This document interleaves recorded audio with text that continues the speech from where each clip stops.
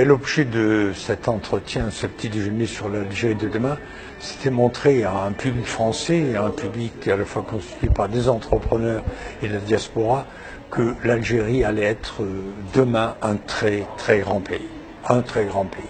Et qu'il ne faut pas s'arrêter à des anecdotes, qu'il ne faut pas s'arrêter à du conjoncturel.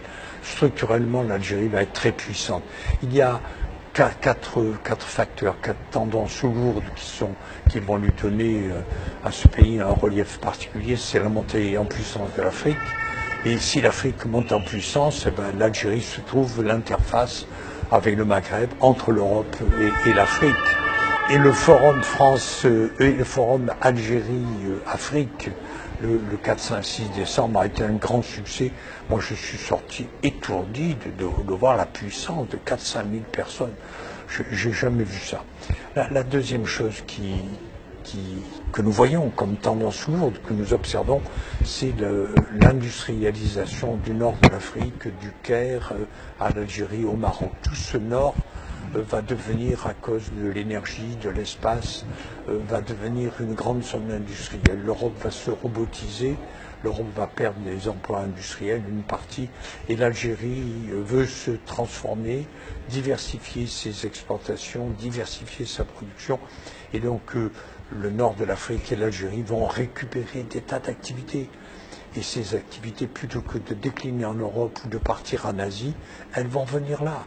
Et donc se constitue au sud de l'Europe une grande zone industrielle de 150 à 200 millions de travailleurs. Et il vaut mieux, plutôt que de voir les Algériens et les Maghrébins monter dans les usines en Europe, il vaut mieux voir le capital descendre et s'installer en Afrique du Nord. Et cette tendance est très fortement ancrée parce que les industriels européens qui sont obligés de travailler sur la qualité sont en train de compacter leur chaîne de valeur. Ils ne veulent plus avoir des établissements au Vietnam, au Brésil, en Afrique du Nord, en Australie. Ils compactent sur 2-3 000 kilomètres leur chaîne de production et dont l'Afrique du Nord et l'Algérie rentrent là-dedans. Le troisième événement qui me paraît important, c'est la vision géopolitique, la dorsale.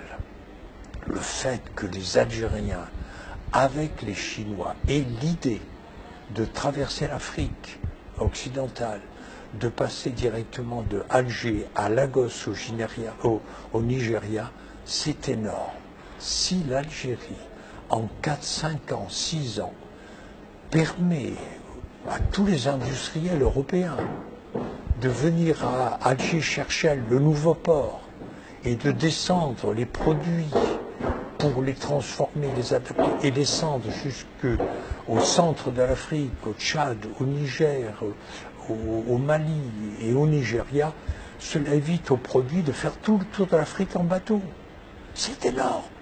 Si l'Algérie fait rapidement cet investissement avec les Chinois, alors ils auront, par rapport à l'Égypte et par rapport au Maroc, ils auront acquis une position géopolitique importante. Et puis le dernier élément qui me surprend, c'est que parmi toutes les diasporas, la diaspora vietnamienne, la diaspora marocaine, la diaspora tunisienne, libanaise, la plus turbulente, la plus créatrice, la plus nombreuse, la plus concurrentielle, compétitive, c'est la diaspora algérienne. Ils bougent, ils bougent, ils bougent. Et surtout, c'est la diaspora qui vient de la Silicon Valley. Voilà. Il y a là-bas 200 à 300 Algériens qui ont fait fortune, qui sont très forts, qui sont dans les nouvelles technologies, qui sont dans les robots numériques, qui sont dans les big data, qui sont dans la modernité. Si cette diaspora algérienne vient en Algérie, qu'on leur offre des technopoles à diriger, c'est un gain de temps et un accroissement dans la modernité assez extraordinaire. Voilà, monsieur, les 4 raisons pour lesquelles je crois que l'Algérie va être un grand pays avec lequel il va falloir compter.